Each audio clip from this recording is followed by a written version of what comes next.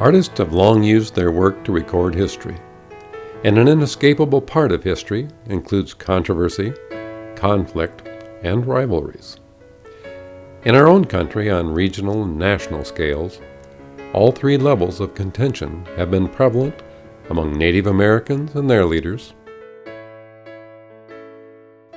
among states and their leaders, and among those who have sought to lead the entire country.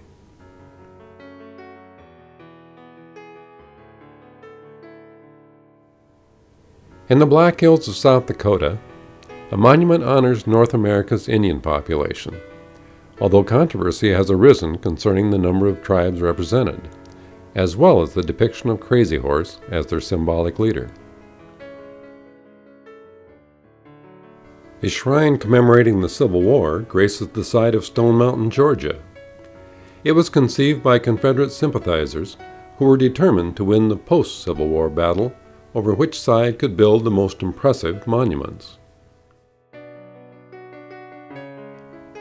Another mountain carving in South Dakota glorifies our nation as a whole, but not everyone has been pleased with the four presidents picked to epitomize the development of our democracy.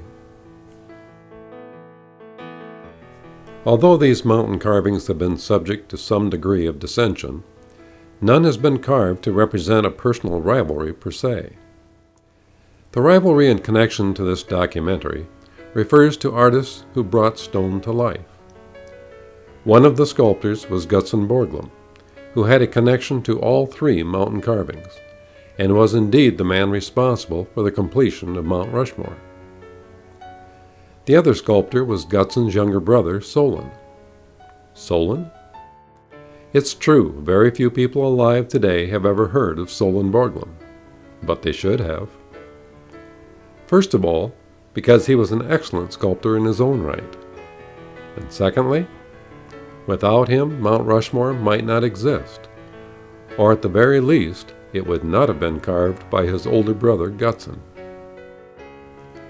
If Mount Rushmore didn't exist, it's likely that Crazy Horse would never have gotten off the ground. And here's something really strange to consider. If events had transpired a bit differently, younger brother Solon could have perhaps carved all three of America's largest mountain sculptures.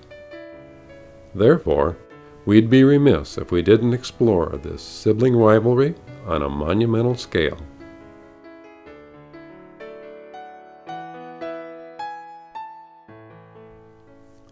To understand this rivalry between these brothers who are less than 2 years apart, one must dig into their family history, which is rather complex. Their father, James Borglum, had 9 children from 2 wives, 7 from Ida and 2 from Christine. James was married to both women at the same time, which is explained by the fact that they were Mormons in the latter half of the 1800s. The women were also sisters, which is much harder to explain. Gutzon and Solon were the 2 children born to Christine, which might lead one to think that there would be an extra strong bond between the 2 boys, especially considering that Christine left the family when James gave up the Mormon faith, leaving her 2 sons to be raised by Ida along with her 7 children.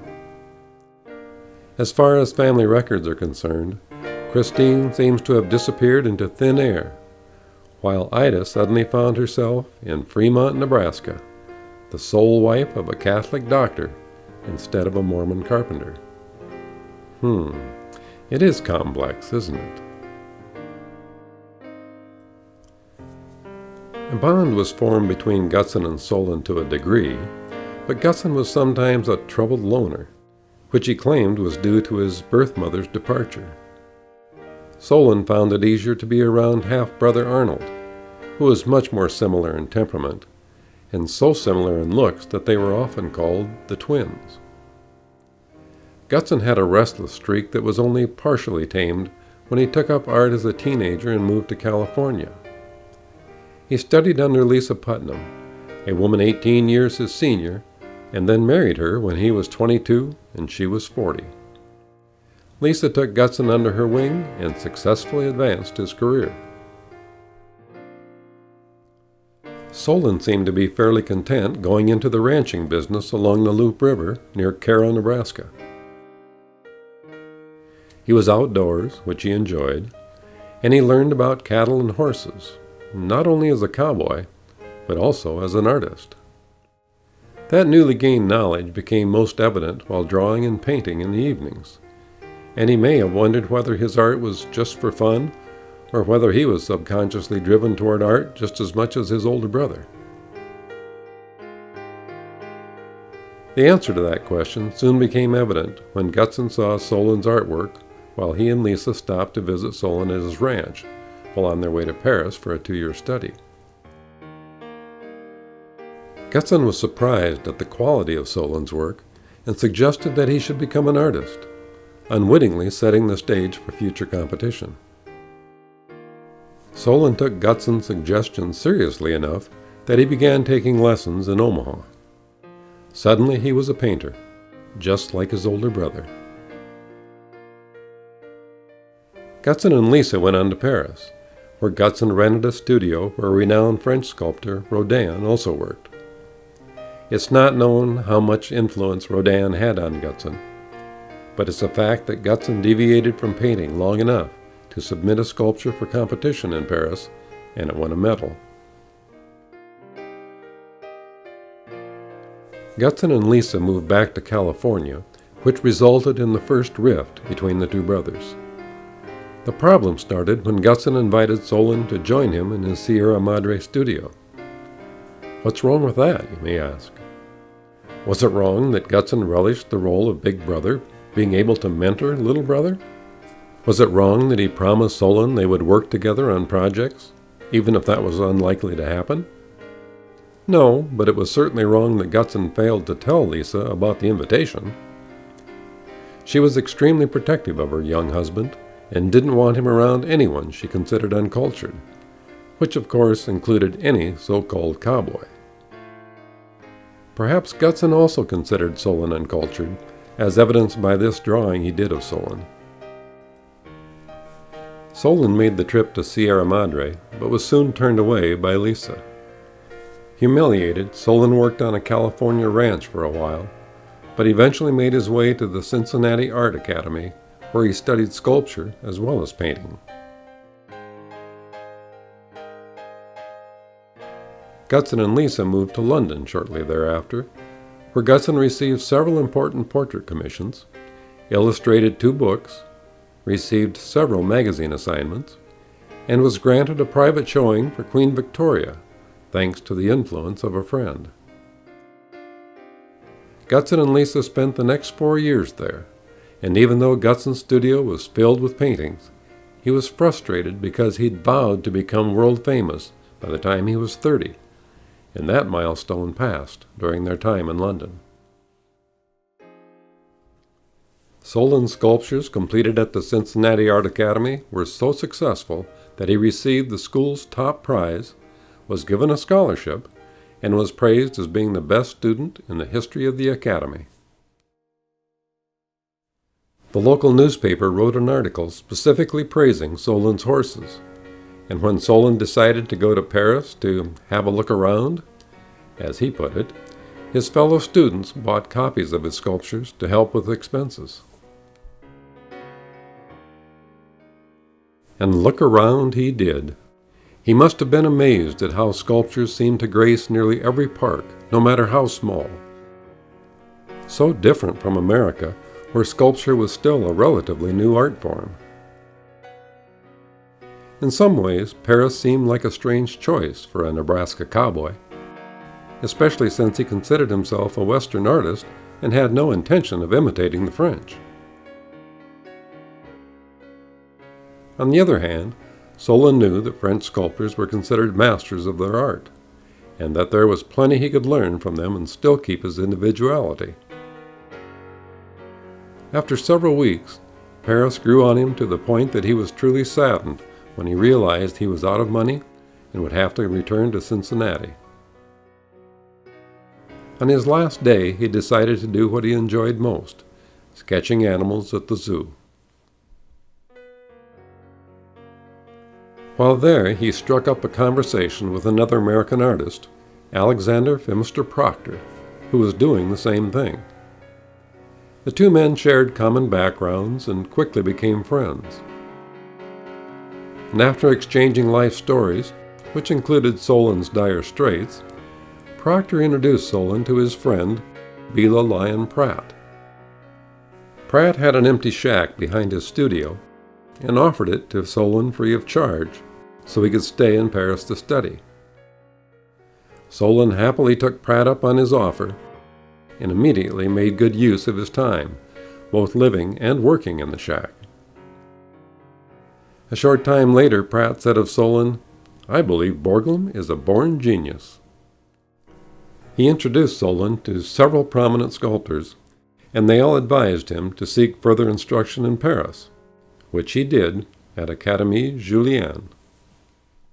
Solon worked at a feverish pace, always producing what he knew best, American Western art, which happened to be popular in many Parisian circles. Before long, he was able to afford a shared but proper studio just down the street from Pratt's.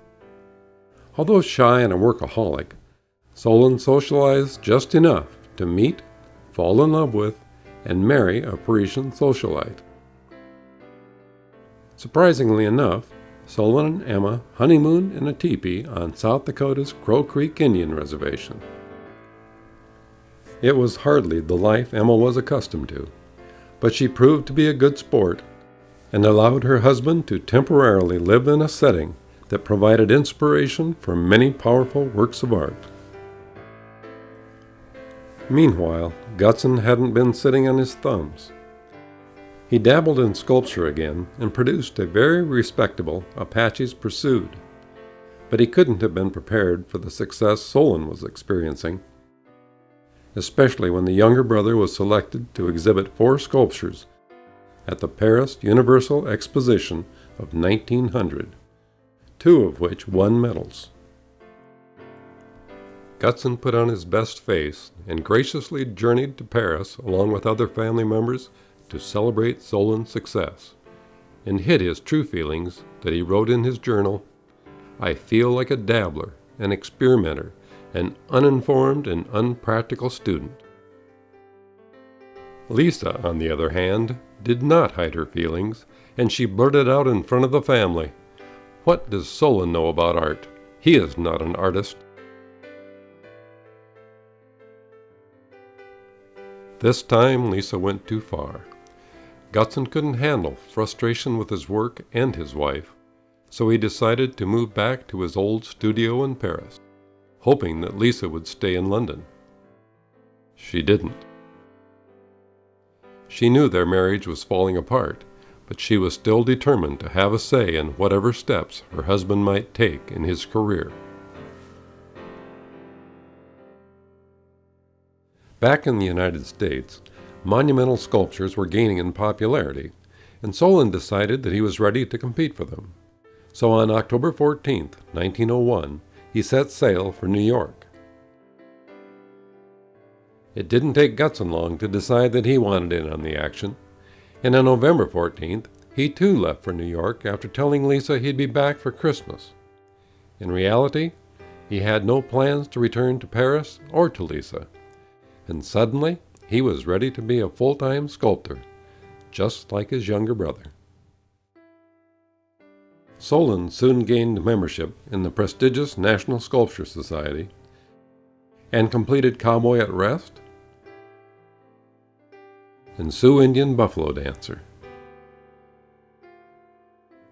One day when he was modeling a horse for another sculptor, a visitor stopped by without introducing himself, inspected Solon's work, patted Solon on the shoulder and said, "Very good, young man. That could even be a Borglum horse." Meanwhile, Gutzon sculpted a powerful piece called Mares of Diomedes, but was making more enemies than sculptures. He became angry with Augustus St. Gaudens when St. Gaudens told Gutzon that to gain membership in the National Sculpture Society, he'd have to submit his work before a jury, just like everybody else. And then after Gutzon finally gained membership, he got into an argument with its then president, John Quincy Adams Ward, and quit in a huff. This was the first realization for many that there were two Borglum sculptors. So to settle the confusion, Gutzon sometimes stated that Solon was his pupil. Those listening to Gutzon were probably even more confused when American Masters of Sculpture was published. Solon was one of the 11 sculptors listed. Gutzon was not. Regardless, Solon, tired of the controversy, moved to Silvermine, Connecticut, and built a studio where he could work in a peaceful, quiet neighborhood. He made many friends and was instrumental in forming the Silvermine group of artists, which he hosted in his studio. There's little question that Solon was successful and respected, but as Emma wrote to a friend, "My husband is a rising young sculptor, which means articles in the magazines, medals, compliments, and very little money." Gutzon remained in New York for the time being, where he could be in the thick of things. Was he still making enemies? Most certainly. But he was also making himself known, which led to more commissions. Although both brothers were automatically excluded from some projects simply to avoid conflicts. Still, both men were producing excellent works. Solon sculpted General Gordon for Atlanta, and the Rough Rider Bucky O'Neill for Prescott, Arizona. Gutzon produced stunning portraits of Abraham Lincoln, most notably the exceptional seated Lincoln for Newark, New Jersey. He finally got a divorce from Lisa, and soon thereafter married Mary Montgomery, whom he'd met on the ship from Paris to New York. In 1910, Gutzon and his new bride borrowed a large sum of money and moved to Stamford, Connecticut, not too far away from Solon and Emma. He said he'd moved there to get away from America's art world, which he called our organized mediocrity and the high priest of imitation. But did he go there to spend the remainder of his life communing with nature? Hardly. He tried to get support to have himself named sculptor-in-chief of the 1915 Panama Pacific Exposition in San Francisco. But the job went to Carl Bitter, who then refused to give Gutzon a major commission and thus became his enemy. Gutzon licked his wounds by getting the Wheeler Monument in Bridgeport, Connecticut, for which he chose to sculpt a fountain with several infants, all of which were modeled on his young son, Lincoln. Solon, meanwhile, did receive a major commission for the San Francisco Fair, notably the Pioneer, which later graced Mooney Grove Park in Visalia, California, until it was destroyed by an earthquake. Also in 1915, an idea was brought to light to carve a Confederate memorial on the site of Stone Mountain, Georgia. Solon was very interested in the project and was well known in the area. While working on his statue of General Gordon, Solon was for several weeks the guest of Mrs. Roper, sister of the man who owned Stone Mountain, and she thought Solon should be the one to carve the memorial. The person in charge of hiring was an elderly woman who had been on the committee that picked Solon to carve Atlanta's General Gordon statue. However, when she wrote to Borglum the sculptor, she wrote to Gutzon, quite likely by mistake, and awarded him the contract. Why the issue was never addressed remains a mystery. But Gutzon did soon state that he and Solon would work together on the project. Did he say that to ward off any problems? It's hard to say, but the joint effort never materialized.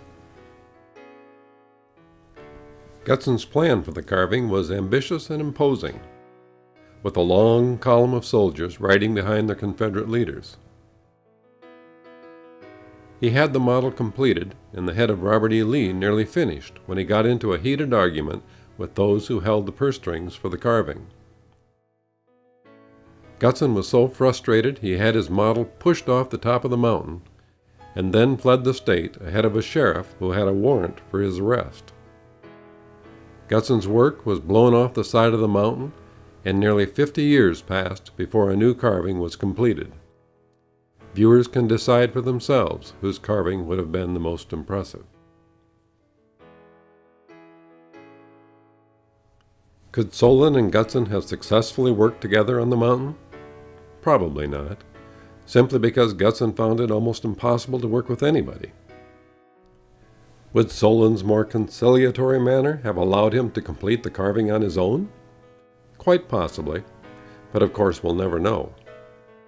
It's possible we wouldn't have known for sure even if he had gotten the job, because he died of a ruptured appendix in 1922, thus extinguishing one of the brightest stars in the world of sculpture. You might be wondering how that affected Gutzon. Quite frankly, he was devastated. Was his devastation simply from the loss of a brother? Or was there a significant dose of guilt and regret? Probably a combination, and it was all compounded when Emma refused to let him attend the funeral, especially since nearly every sculptor of note on the East Coast was in attendance. So what did Gutzon do? Drown himself in grief? No, that wasn't his style, even though there is no doubt that he was deeply grieved. Instead, he forged ahead with more determination than ever, accepting several projects, including the offer to carve Mount Rushmore, a 16-year task that he originally promised to have completed in 4 years. Despite his cantankerous nature and various personality flaws, Gutzon was not only a force to be reckoned with, he was also a devoted father, a man of extraordinary talent, and a proud American who was determined to make his country a better and more beautiful place, qualities shared by Solon. There has never been a clear understanding of why Solon influenced Gutzon's life much more than the reverse. But it's definitely true that Solon's artistic talent has not received the recognition it deserves.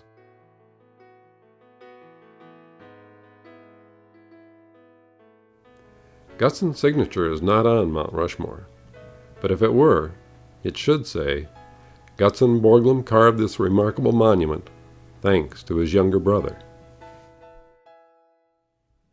So now we are left with a pile of what-ifs. If Solon had received the commission to carve Stone Mountain, could he have finished the carving prior to his death? It's certainly possible, because he worked quickly. He had that cowboy talent of figuring out how to solve almost any technical problem, and he could reason with almost anybody. If he had finished Stone Mountain and had survived his health problems, would he have been the one asked to carve Mount Rushmore instead of Gutzon? Most certainly. And if so, there's a good chance that he would have finished the job within the 4-year time frame that Gutzon promised. Mostly because he wouldn't have antagonized legislators, governors, congressmen, and presidents the way Gutzon did. And if that were the case, he could have carved Crazy Horse Monument as well. Gutzon was the first one asked to tackle that project, but he reluctantly declined due to his advanced age by the time Rushmore was reaching completion.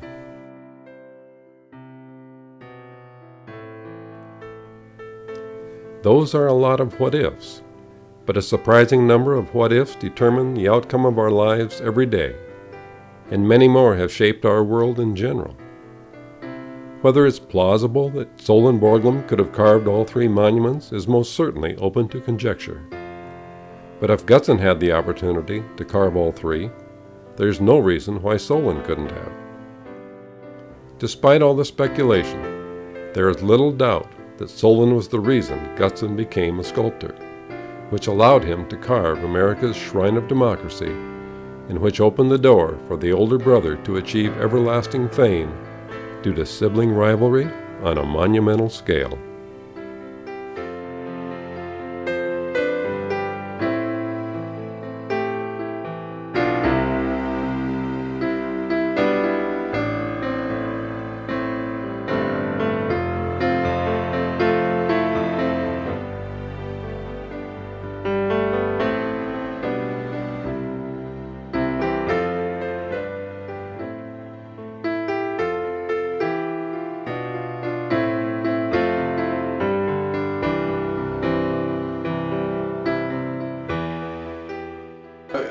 think to some degree, certainly in the massing and the surface treatments, the two were fairly similar because they had fairly similar training.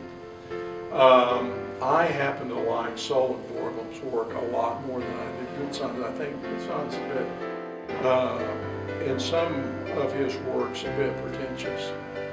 And maybe I'm confusing his work with his personality.